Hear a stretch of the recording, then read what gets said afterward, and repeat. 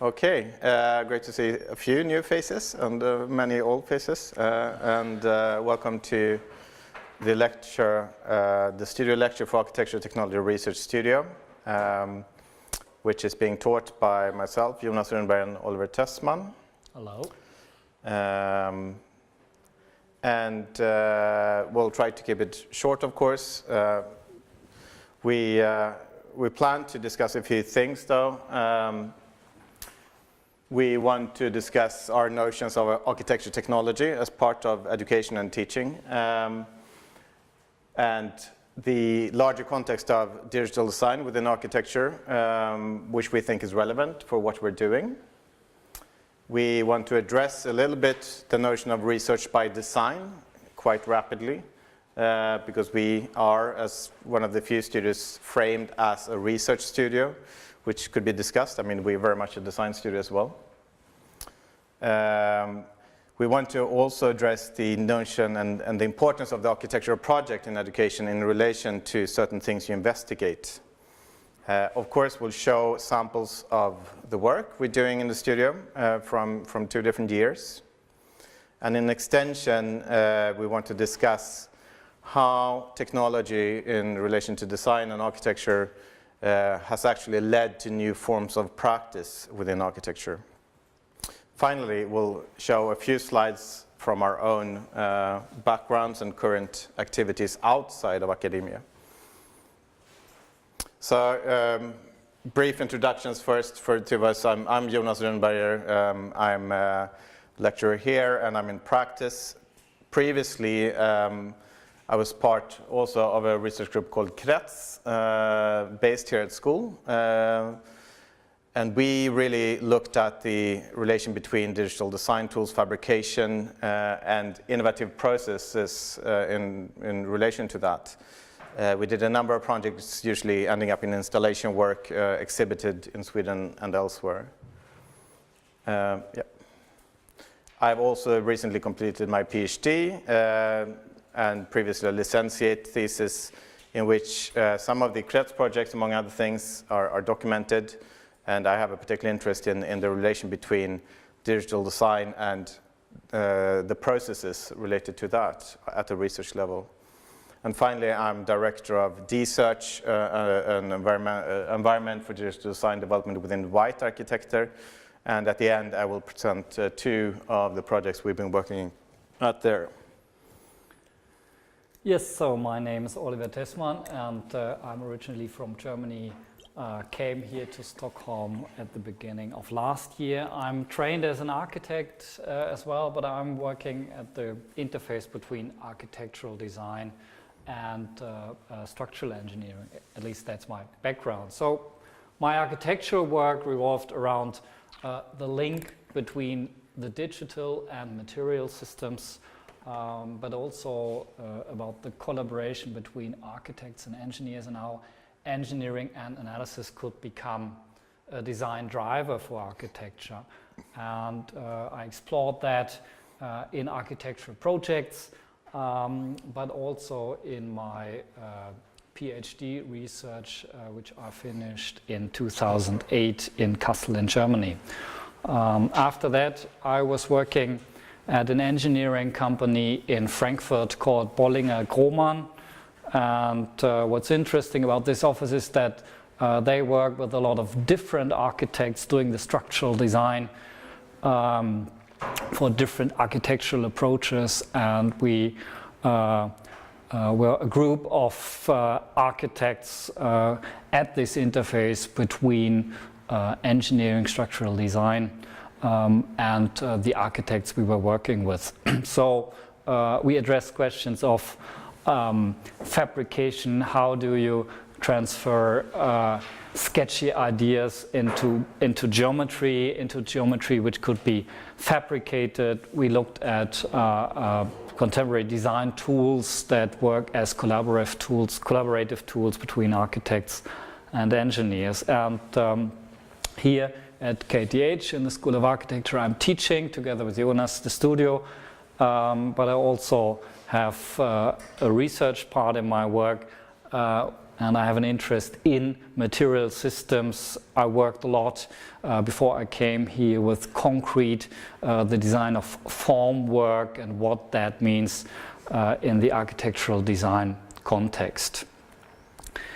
So architectural technology and the digital design context. I mean, if we talk about using computers in architectural design, that's an extremely broad field, and just a few images that kind of show different approaches. Right. On one hand, I mean, the top left image there is work from Hernan Diaz Alonso. Yes, sorry about that. A very much an approach that deals with aesthetic ambitions and sort of a culture around the aesthetics and the architecture performance in projects. On the other range, you can see the whole development of BIM, building information modeling. In this case, an example from Biole Scofidio's project in New York. And that's kind of a wide range of differences in between there. One is driven by processes and management, the other about sort of experiments and new formal approaches. Well, today, 3D modeling and all of that is a convention within architecture. There's nothing that's being implemented at all stages. But we want to see these extremes as something where exploration can happen. And you also have the analytical part, in this case represented by a space syntax map of London, which is maybe to the extreme side where you work with analytical software that later on has to be evaluated for its outcome. Of course, space syntax is represented here in the SAD group at the KTH. And a lot of interest has been focused on aspects of fabrication and robotics. I'm sure you all have seen the implementation of what used to be an industrial robot into an architectural design context, and the research how these particular fabrication techniques can become, again, design drivers and not only something that you hand over to somebody to fabricate your ideas, but integrating it into the conceptual phase of the design.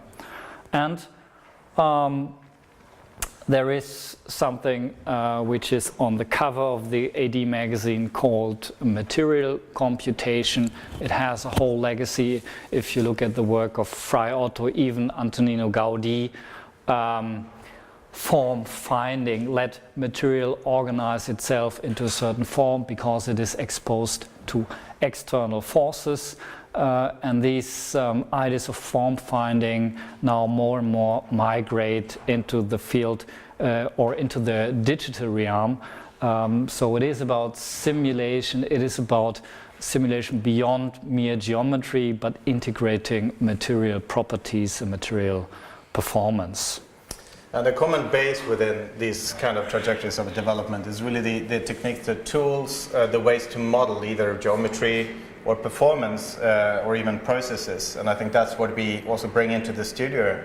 It's not only about complex geometry, it's also about new ways of forming and modeling, such as the graphical modes of programming relations in digital models, in which we use Grasshopper, for instance. And we have a strong interest in the digital fabrication, as I said earlier, how that could become a design driver. And as exemplified here by the gravity stool by Jolan van der Wiel, an interest in material systems. So that means you don't only look at materials, but how material could become, again, a part of a design system and how the material properties influence your design. Well, if you want to look at the larger picture, we think that is very interesting. The studio has a strong focus on these technologies and their influence on the architecture, but you cannot disconnect the technology from society, and technology evolves within society, and society evolves with technology.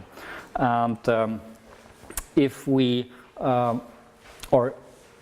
speak about digital design, then the term post-Fordism is very often mentioned. So if we look at post-Fordism, then we need to look at Fordism first. And this is a term that originates from Henry Ford's really paradigm-shifting invention of the assembly line. So what Henry Ford did was he technically speaking, he broke down a very complex manufacturing process of a car, the Ford Model T, into very many small and very simple steps. So one worker would do the same task over and over again. It's simple, you don't need to be educated, and craftsmanship was somehow replaced by the precision of machines. But the concept of Fordism goes beyond the mere technological, but it has a kind of larger socio-economic connotation. Mass production for cars suddenly made these vehicles affordable not only for a small elite, but for much more people, because the economies of scale and the new way to manufacture them lowered the price, so to say. So this concept of industrialization spread out to a lot of consumption goods, and they became affordable. And at the same time, if you produce a lot, if you have a mass production, then you also need a large market. You need people to buy those products. And that's why Henry Ford paid higher salaries to their workers so that they could participate and consume the objects they produce, so to say. And somehow this created a kind of virtuous circle that guaranteed stable consumptions, and if you raise the salaries, then you also know that you kind of grow your own market. What's interesting for architecture? Well, as Patrick Schumacher describes that in his very nice text Productive Pattern, suddenly the working class, the working masses, they became the clients for architecture for the very first time in the history. So what started as a kind of technological innovation suddenly significantly contributed to changes in society. And so suddenly architecture was forced to kind of reinvent themselves. And you can see this with new schools like the Bauhaus, and you can also see it in something like the publication from the CIRM, the Congrès International d'Architecture Moderne, which met in 1929 in Frankfurt, and they were discussing suddenly mass housing, mass furniture, the Frankfurt kitchen, for example. And those things became the new challenges for architects, and also the places of production, the factories, became a question that, or a challenge and a task for architects. At this Congress, well, the existence minimum, so the modernist housing standard, was somehow discussed. And again, there's a mutual dependency between industrialization as, let's say, the only means to provide affordable architecture through standardization and repetition, and how Gropius was putting it in 1935, free mankind from physical toil to free brain and hand for higher order of activities. So this new architecture was aiming for rationalization, but also for the liberation of the ornament, as we could have seen that in the previous picture, because it was for Gropius a kind of symbol for a century which was preoccupied with the shift from the manual to the machine, incapable of abandoning our styles of antiquity and perpetuate historical prototypes of decoration, as he puts it. If we come back to technology, then it's interesting to look at another figure from this era, which is Konrad Wachsmann, and he was really interested in the technological aspects, the standardization, the industrialization of the building industry, and you can read a lot about his work in his book Wendepunkt im Bau, and you find that it's the German version, but it has a lot of images as well in our library. And Wachsmann was famous for developing his modular systems, nodal connections made out of a lot of quite simple pieces that could be mass produced and then prefabricated and assembled on site. And well, the benefit of automation, he said, is only attainable through quantity in production, a principle that distinguishes the industrialization from the craftsmanship. And what's interesting, and we come back to that, the tool, the word or the term tool changes its meaning. In craftsmanship, the tool is a kind of generic means you do different things with one tool. And here you have one tool which is a mold, something which is used for punching or cutting. And the product that comes out of this tool is literally only the copy. So you have the tool as the original mold, for example, and the result of the production process as a copy of this tool. He looked at different industries, but also at very first examples of prefabrication in architecture, and you see a lot of similarities with the images from Henry Ford's factory. Konrad Wachsmann organized the production sequence, again, seeing the whole process as one big machine. It's a very mechanical approach to assign small tasks to somebody and run through it step by step. Very simple, very repetitive.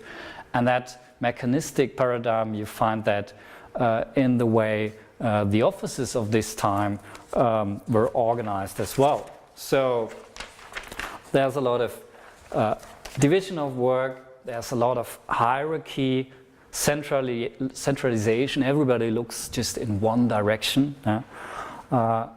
There's commands and exact obedience. And if that is 1929, if we jump into the 1950s, then we see a different approach of organizing offices. This is designed by a consultancy agency called Quickborner team from Germany. And they developed something they called office landscapes. And the office landscape frees information flows by vast open spaces, populated by temporary clusters of workstations for teamwork, and information exchange is accelerated by a complex network of nodes. You can reconfigure the whole system. And what seems rather random is actually based on a quite complex design process where the Quickborner team was using these kind of diagrams where the boxes represent different departments and the lines in between represent the connections that these departments need. And it's interesting that we see a lot of resemblance if we look at like grasshopper diagrams, a tool that we use a lot in the studio.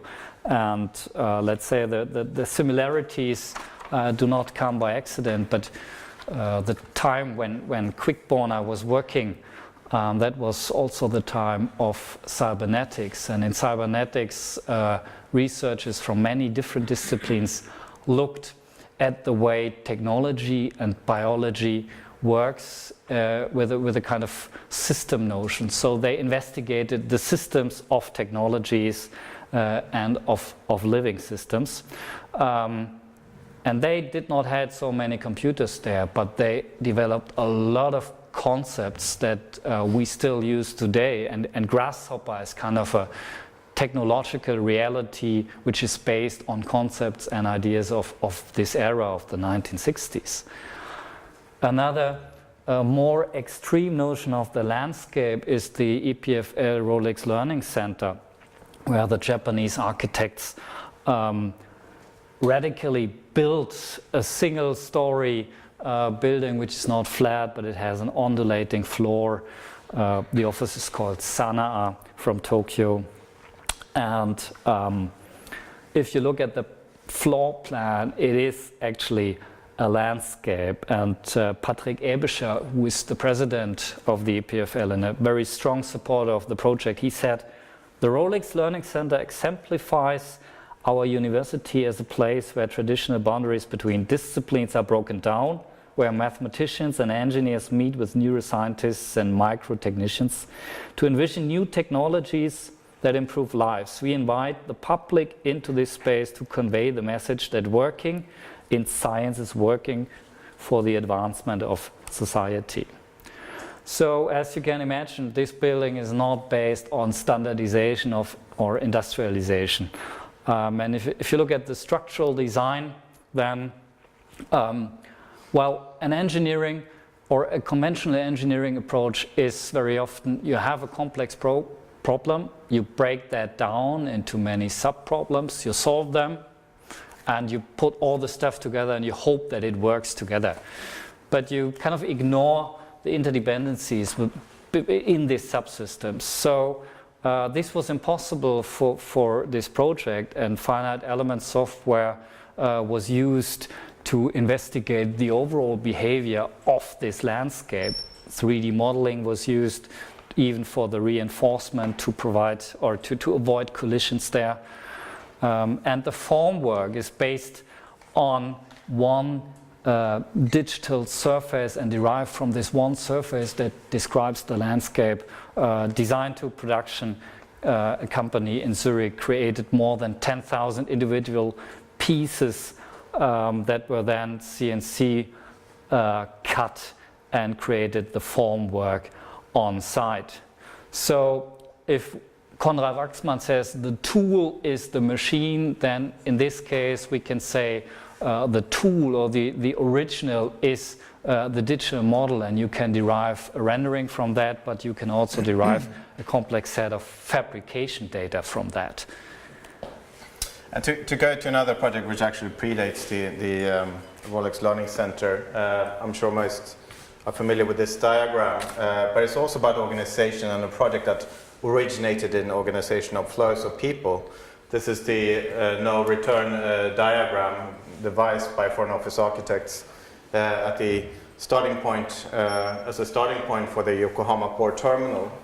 A competition that was won by a really young architecture firm, Foreign Office Architects, in the beginning of the 90s, much to their surprise, I believe. And at that time, it was envisioned through these very basic renderings. The project deals with a national and international port terminal on a jetty pointing out from Yokohama. And their design was based on a number of sheets that could accommodate this organizational diagram, meaning people would move through the structure, never coming to a dead end, and be kind of directed either to the national or the international port. It was also an extension of the city in terms of public space. And we think this project is quite particular. It kind of predates many of the technologies we work with today. Of course, it had a very complex program, had to deal with a lot of organizational issues, as different programs could expand or contract during different times of the day, and also very particular geometry. So the way they managed to do this was to actually design the passages quite specifically between different floor planes in a very non-rational way, a non-standardized way. And this project really was developed initially through sections. It's sort of a number of sections that spreads across this a number of hundreds of meters of jetty. As it's placed, the structure is placed on the existing port. And as they worked with this, they realized that over time they need to do more and more sections. So they came in a way to their own dead end in that they had to, through drafting, produce so much material within a very short time period with a very few people, so they had to find another way. In this case, the objective was to, or the way to resolve it was to change the systems of this structure, of this building, to no longer work within an orthogonal projection in which you could not repeat these sections to provide the sloping ramps and everything. So this is in a way their own system lines. Instead of the orthogonal grid, they devised a number of circles, and the radii, the circumference would be used to literally sweep these sections. Now these were all developed at a time where, yes, you could 3D model, but no, you could not easily put down the systematics of this to automate this model or parametricize this model, which we could very easily do now. In the middle here we can see how one of these parts is actually following one of these circles. And the overall scheme was developed through these kind of drawings and numerous physical models. In the end, going back to fabrication, actually using a quite alternate way of fabricating, meaning they would use shipyards, several of them, to prefabricated these unique pieces, and later on assemble them on site, add an existing additional layer of finishing, so to speak, in getting the surfaces and everything. And here again, the craftsman became important, and the Japanese tradition of timber craftsmanship to result in this quite particular project, which has been very important for the continued development of the digital design scene. Yeah. So we see a lot of differentiation in geometry, but if we look at the society again, that's interesting to look at the research that, for example, Eric Sternberg is doing with the Million program. And this you can read about this in the current issue of the Nordic magazine. What's interesting is that he altered the layout of these apartments in the Million program, also because society has changed. He created small-scale studios for people that live alone. He took away walls to have large apartments for larger families. So on one hand, what was extremely standardized in this case needs to be altered, but or as you have seen in the previous projects, needs to be differentiated in a certain way. Now, the notion of the research by design has been a recurrent theme within architectural research for a number of years. We do not claim that we are fully immersed in research on this notion in the studio. And just to say a few words about the differences and some of the references used or ways to describe what research by design could entail. There's very often the notion of mode 1 and mode 2 research, in which mode 1 is really traditional scientific research, which is disciplinary, and you could argue that mode 2 is very practice-oriented, deals with maybe creative practice, and is transdisciplinary and is shared across many different disciplines. Without going further into that, you could maybe then base and suggest that design-based or research by design has to move outside of academia and maybe share different spaces of development, should be cross-disciplinary and so on, and can address many different issues at the same time. We think that this is of course a wide field, but what's of particular importance when you approach research by design is that you need to be specific somehow. You can describe it in these very general terms, but I think we share a background in research in which we've tried different modes, different ways of relating design to research. And within architecture, this specificity is really important. Still, within the digital realm of architecture, it could take many different guises. So these are two different trajectories, I would say, of how this could be developed within the digital field of architecture. In the first case, an example by Jason Payne, a project for Raspberry Fields or refurbishment, in which this surface is really the cladding of an existing structure is trying to use the image or the expected behavior of the cladding as being subjected to moisture, and it sort of peels up and changes its form to express a certain idea of how material behaves. While in the lower case, the C-Space DRL Pavilion in London is really an experiment in fabrication in which you would set the conditions that you work with planar concrete elements, you try to push the boundaries of what you can create with that, and actually students or past former students devised this winning proposal for the competition at the AA, 10th year anniversary of the Design Research Laboratory, and in collaboration with engineers, in this case Adam Scarrett-Taylor, then built the structure. So in the first case it's really to investigate maybe the aesthetic and cultural connotations of design thinking and making. In the second case it's really trying to push so in many ways the technical boundaries and actually be able to construct something which was very hard to construct before. That's your slide. So what's really common, what we think as we go deeper into the way we work in this specificity, is also to create the design platform or establish the design platform. And as mentioned previously, briefly, the notion of the parametric model and parametric modeling is quite crucial. In this particular case, it's actually a parametric model set up to mimic material behavior, the bending of a steel rod. And as you can see, it quite rapidly turns quite complex. But what's interesting right now is there are so many users of this particular software in so many different ways. So when you go to a forum, the Grasshopper forum, you can find up to about 10,000 active discussions at any given point.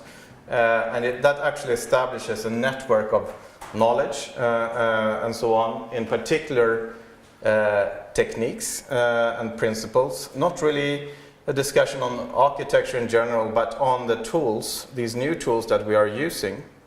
And this is really a different kind of research, perhaps, a sharing and investigation of potentials that's also being disseminated through a number of different conferences and workshops. The Smart Geometry has been really important as both a network and an annual event over the past 10 or so years. And that's something in particular which has maybe not been fully understood. These channels of discussion, communication, and so on, which is not going through so much the regular research channels, maybe not so much in the regular design journals, but has found its own routes to take. And there's the aspect of the experiment, which I think is very important and valid in research to test your hypothesis.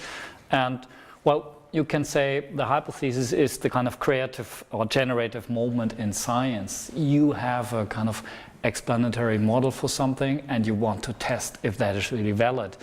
If you transfer that to architecture, you can say your design proposal is the generative moment, but it needs to be tested against many different criteria. In this case, it is not only a design of a kind of ornamental module, but it's also the design and the fabrication of a mold to cast the concrete in. And you see the camera, so it is also about the documentation, and that brings me to the next slide. Disseminating knowledge and sharing knowledge means that you document what you are doing and you explain what you are doing, and you provide a chance that somebody else could, in theory, kind of repeat your experiment if he or she goes through the same steps and ideally would create the same results. So that is a difference to maybe a very artistic design approach, which is bound to an individual and a very individual design approach. Would you like, or yeah, then maybe that is almost a preview for the next topic. there are technologies out there, and the question is, how do we integrate them into an architectural design? In this case, it's algae farming. And we will see in a few minutes a project that was done in the studio in 2010. And there was an investigation about understanding the technology of algae farming, but then asking what could that mean in relation to an architectural design and how that could be integrated. Yeah, and this brings about the idea and the aspect of the architectural project, because of course many of these experiments could be conducted in isolation. You can do them, you test to make a pavilion, and so on. What really makes our teaching a studio is the fact that we integrate an overall architectural project as part of these investigations. And just a few, before we get back to the studio, we wanted to bring some examples from our previous teaching. This is a project from the AA a few years ago when I was teaching there, Kengo Skorik. And this student, this is a year-long project which started in trying to explore the notions and principles of composites and making your own composites. Very hands-on, very direct experiments involving thread and ceramics, which led him to the understanding that he could actually create a flexible lattice of these structures, which on one hand could be completely deformable and on the other could be fixed in certain key points. So he started to make these structures, and while doing them materially, he also tried to understand their behavior by documenting their performance in different ways. And finally also setting up, in this case, scripted digital models that would both simulate the local behavior of these trusses, or the space frame as it was being deformed, but also the differentiation and changes over a larger field, something he could not model physically but had to sort of abstract. In parallel, he would then explore casting procedures and principles for that in making a first mock-up, a prototype at a larger scale, basically using wires and ceramics. And secondly, suggesting an alternate technology, which he knew from references, but he could not test himself, of woven carbon fibers and joints that would mimic and you have the same overall system performance, but would be constructed and produced differently. He would then try to start to assemble this into a bigger project. A first case was really a bridge-like construction, and more of assembly which becomes spatial becomes architectural in different ways, to implement it as an idea and as a concept, but also as a design at a site in Tel Aviv, a site which suffered from the dislocation between a beach and the inner city. So he basically used this system as an architectural proposal for how these different locations could be joined. And later on he also used it once again in this competition entry as a much smaller structure, which still could have different kinds of performances for a competition in the UK. And another project was developed by Philipp Mecke at the Städelschule architecture class in Frankfurt. And Philipp started to look at topological interlocking systems, and he was casting these kind of building blocks that, if you put them, assemble them together, would form a structural system. And he developed again a formwork for that. He developed systems to differentiate those modules. You can see there's a changing porosity in the system, and then he transferred this gradually from something which is heavy and massive into a lightweight tetrahedron, which is inspired by the bell kites. So these things are actually flying, and they are lightweight, and they are exposed to the wind and the air. So he started to combine the extremely heavy with the incredibly light, and gradually, by investigating those systems, developed an architectural design proposal where he would kind of merge both systems, integrate it on the side, and ended up with a kind of design proposal. We now take a look back at the Architectural Technology Research Studio in 2010, and that was the time when Jonas was running it. Yeah. I mean, the studio was initiated by myself with Professor Hanif Kara and Lina Martinsson, Paul Scott, and later on also Sander Shore as main tutors. And every year we have a topic that we think sort of is something that architecture can address that makes it interesting. I mean, technology is in there in different ways.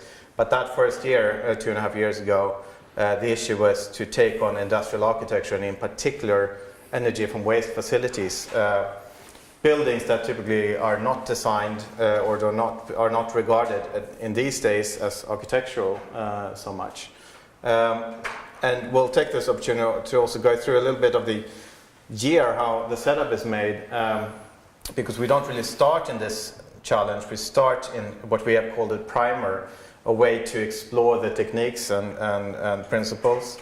In this case, the design of a smaller pavilion, quite abstractly, in which structural analysis was really coupled with the design tool. So these green fins of this pavilion was really the outcome of an analysis of stress in different structural members. And the second project really starts to push it towards the issues we address.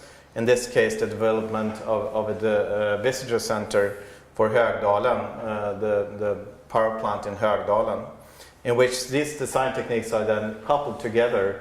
And of course, there's a need for an overarching design concept. In this case, a design of a structure that can be read here, which is almost parasitic, sitting on top of the existing facility, but creating new pathways and so on. This also integrates many different issues at a basic level, like fabrication of different elements, the structural integrity of them, but also iterative studies of how daylight could reach different parts. So in the end, you come out with a case, which is both a design proposal and a vessel for learning for the students, and you start to address the issues. And this was one of the final projects for the spring, in this case a thesis for the microalgae plant that was mentioned before by Anna Teglund. In this case, it was an extension to the existing power plant in Värtahamnen, northeastern Stockholm.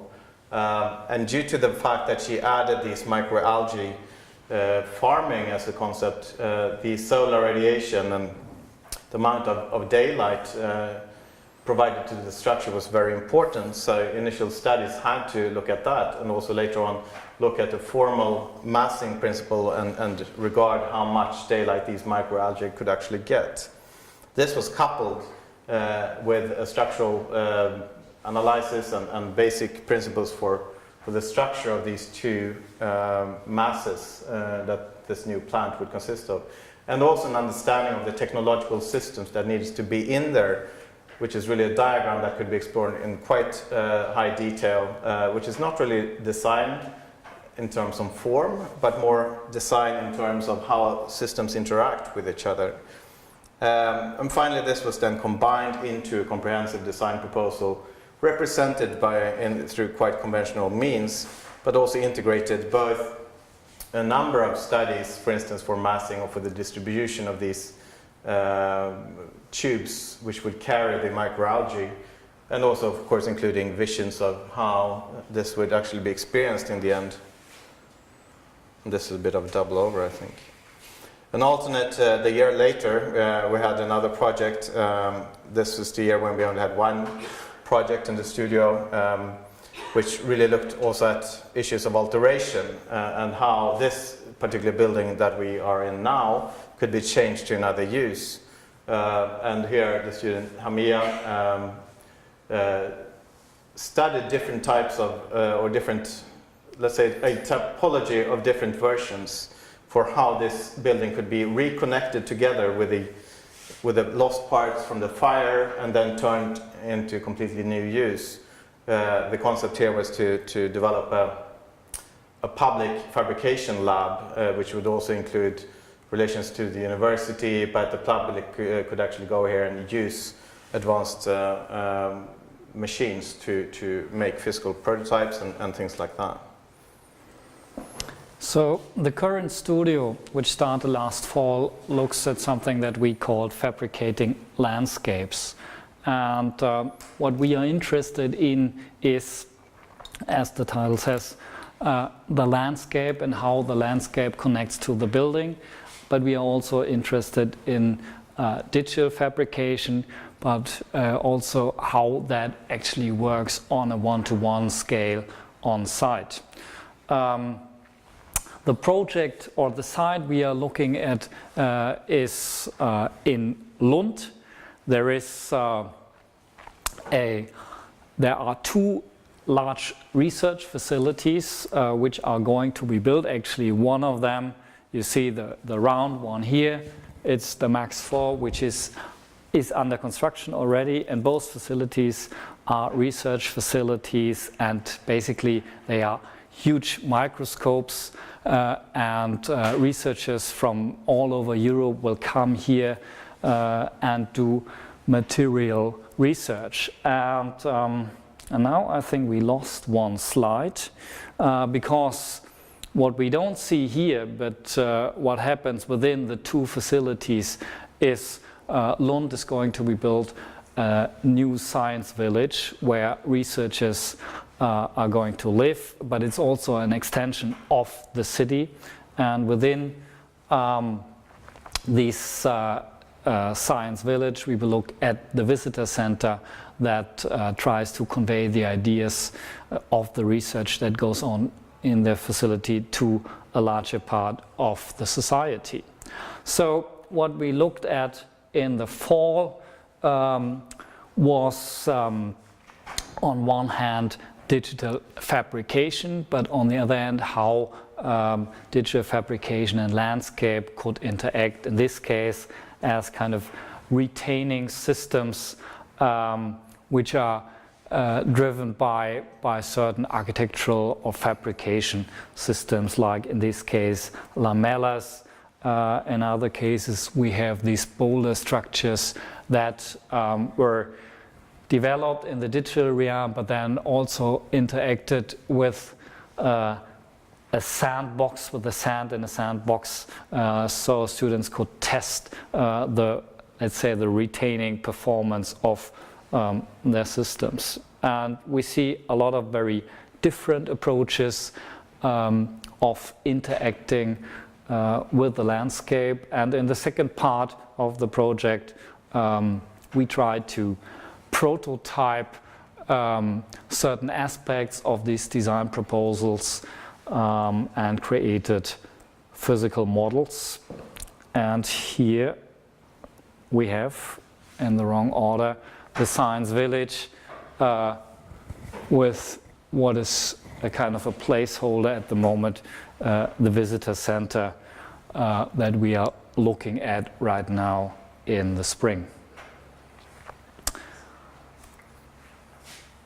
So now we wanted to quite rapidly go through a little bit of our own ongoing practice or previous practice outside and how that kind of relates to what we're doing in the studio.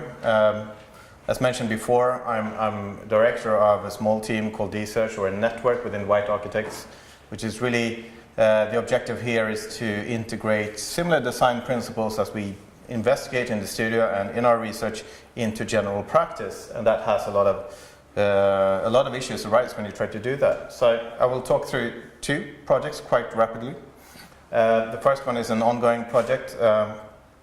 It's based on a winning proposal that we were part of for Forumtorget in Uppsala, a public space much used both day and night. The building design here is by Tambride Gård and was an existing design. Our project is really the square, and in particular the public furniture, the sofa, which is a 65-meter continuously shifting in cross-section public furniture designed to, on one hand, take up differences in elevation of the ground, but primarily also provide different functions and allow a number of different uses. So we're in the middle of development of this project, which is quite complex, even though it's just a piece of furniture. with the size and the fact that we've decided that it should be continuously shifting. It's based on a construction principle of lamellas that are easy enough to cut in particular shapes, but quite complex when it comes to the control of the overall design. So that we have an existing parametric model that is continuously developed and refined, but in principle it works according to that. We basically in a diagrammatic way can sort of pull and shift just a curve and then have a response in the changing of the geometry. This can become quite precise, and the point of this is really not to sit with a model and try to intuitively just make changes, but be able to control very precise shifts in the model all through its length. This is images of a forthcoming prototype. And of course at the back of this lies in this case a grasshopper definition, combining also scripted parts that makes the model faster. And we can continuously get out representation material like this. We also have to investigate this in material studies, in this case a very small prototype, laser cut, similar principle as the final production, but to understand different modes of assembly, but also to get an understanding of the overall changes of form. And what's inevitable in a project like this is that you go into physical prototype at a one-to-one scale. This, of course, is important to understand comfort, especially with the changing form of the project, but also in terms of the lighting situations that we are looking for. The whole furniture will be lit by RGB LEDs, which will also allow the change of color over time, so to speak. And this is a recently completed prototype, which is vital also to communicate to our clients, the municipality of Uppsala, who are really keen on having this to be a very strong and expressionful design, but also very functional and for issues of maintenance. So the next step is to produce an even bigger prototype, which in fact will be possible to place on the square or elsewhere for a number of years to come, once it's served its purpose as a prototype. The second project operates at a slightly different scale. It's the recently announced new project for the central city of Stockholm, Kungsholmen. A coordination center for the fire brigade, the police, ambulance and so on, but also an office building and facilitating a number of public venues. It's on Kungsholmen, as mentioned, very close to infrastructure, Essingeleden, which is of course a placement by purpose, because the main reason is to get the fire brigade and all of those services out on the highway as fast as possible, but also includes this very secured and classified center for communication while having a public space. And the extreme of this is also that the current plans is for the roof to be public, and this is the visions of the different programs. The brown area indicates offices for rent. So what we've been working here is really a liaison between the designers of the project and Adams Taylor, who has been facade engineers, who are facade engineers, and really started with a patterning exercise, developing a principle of thinking for how these quite huge surfaces could be articulated in different ways, and also setting up the conditions for someone who is not a specialist in parametric modeling, how they could transform and change it, in this case using these two attraction points that you could literally move, and this pattern would change depending on the location of these points. This ended up also in two different approaches. The top one is sort of the first version of what we called the changing of different classes, and the second one a more smooth transition of, let's say, the mullions, which would allow us to control light to different levels, which is quite complex because you have so many different programs.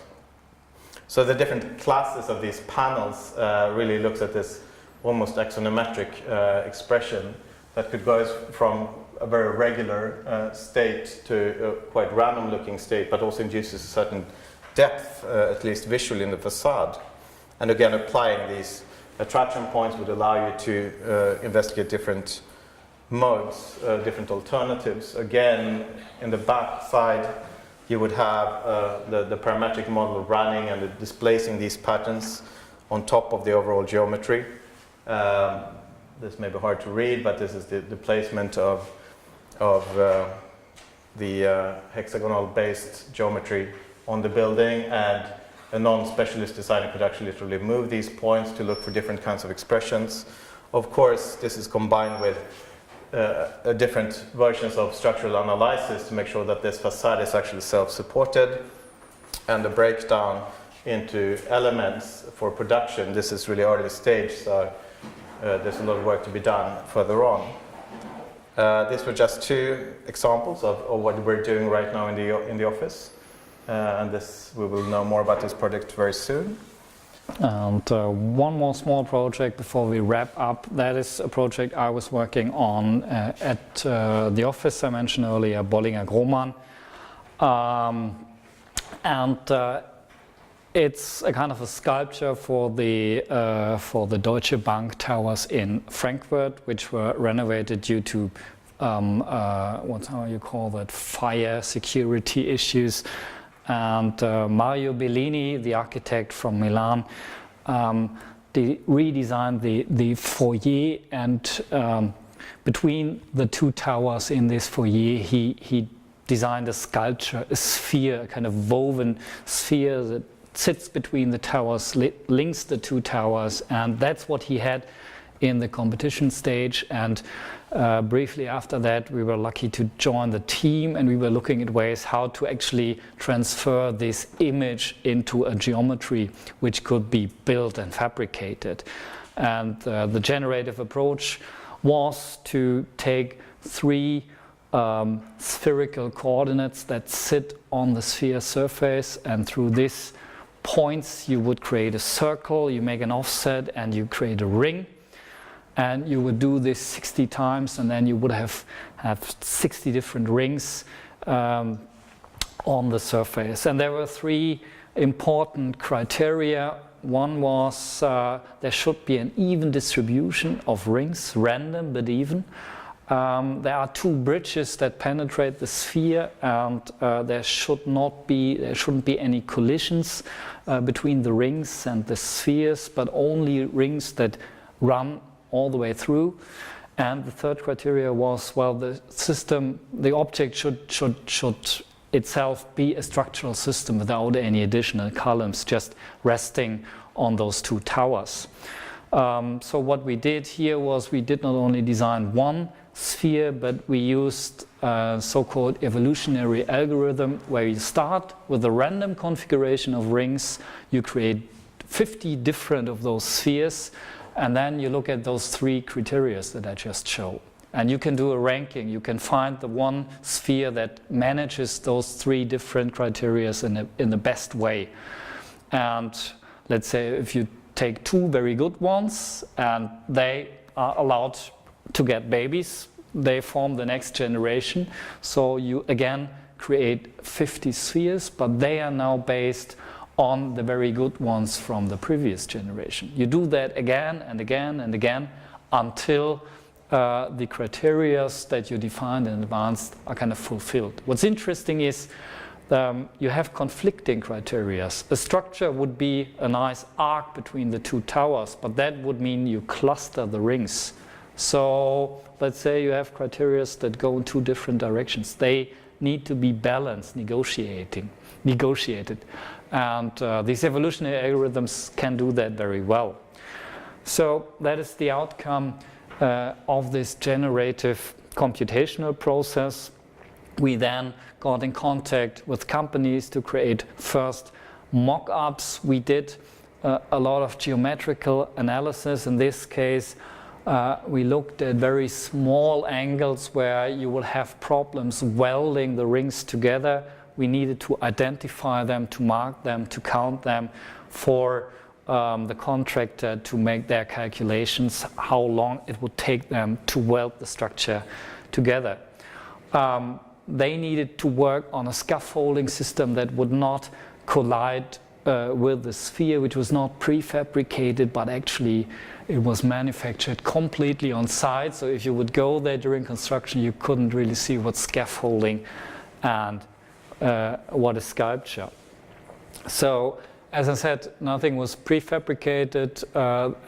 The company was afraid of tolerances that would add up and that the object wouldn't fit into space anymore, but everything was welded on site.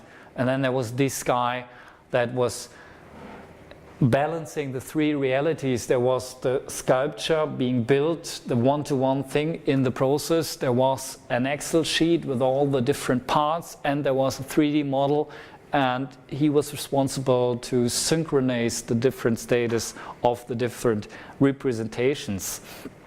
And you get an idea of the scale if you look at this guy working in the object, and that is the final sculpture that you can find today in the lobby of the Deutsche Bank in Frankfurt.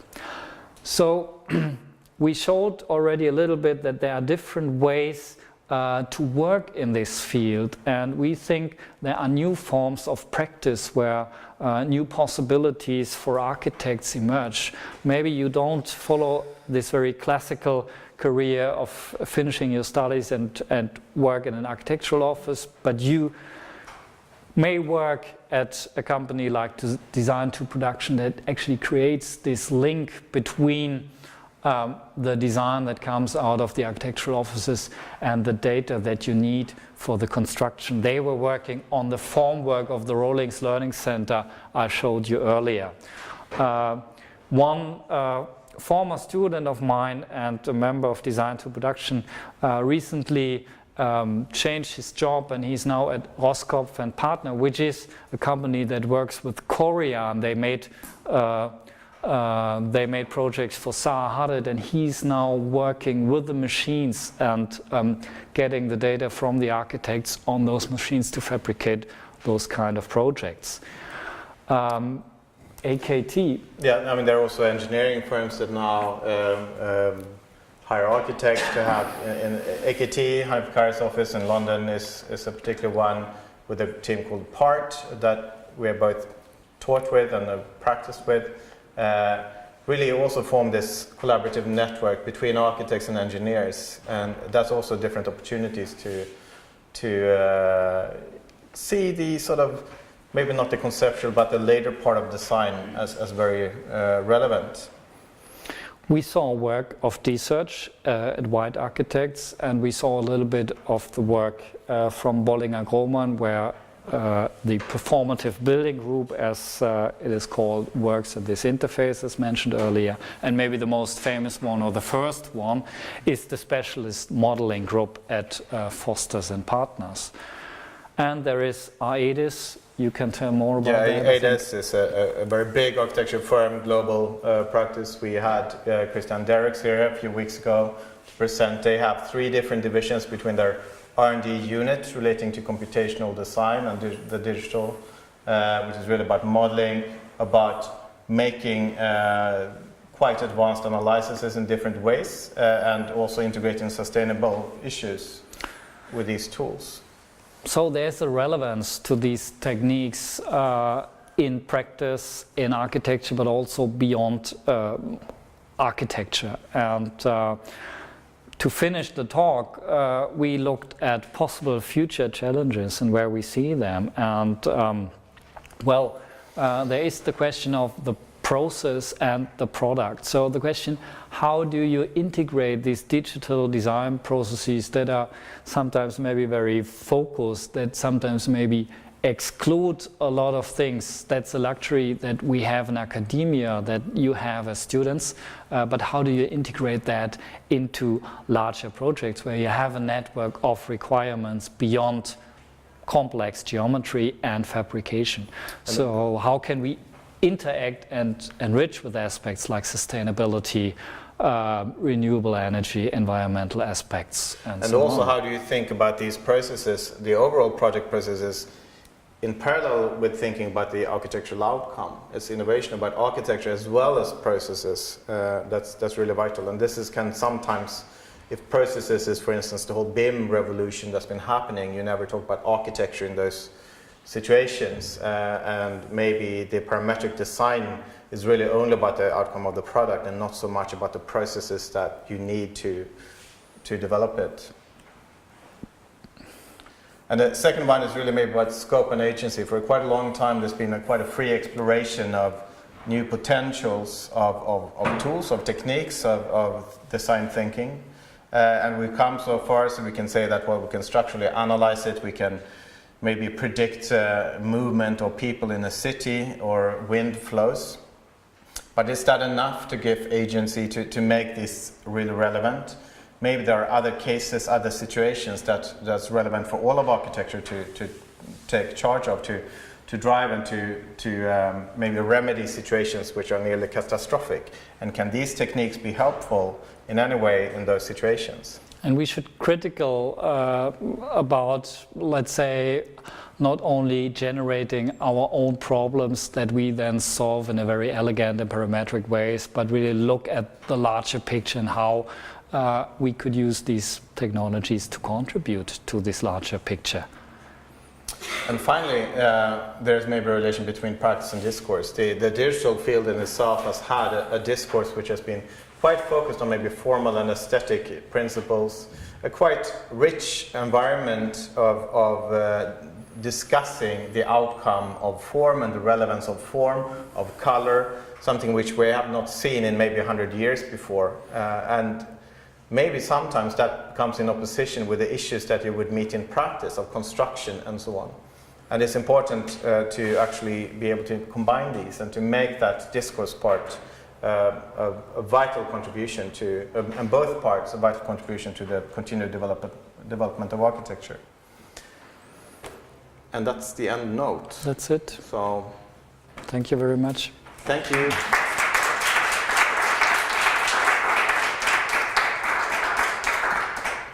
Six minutes over time, maybe.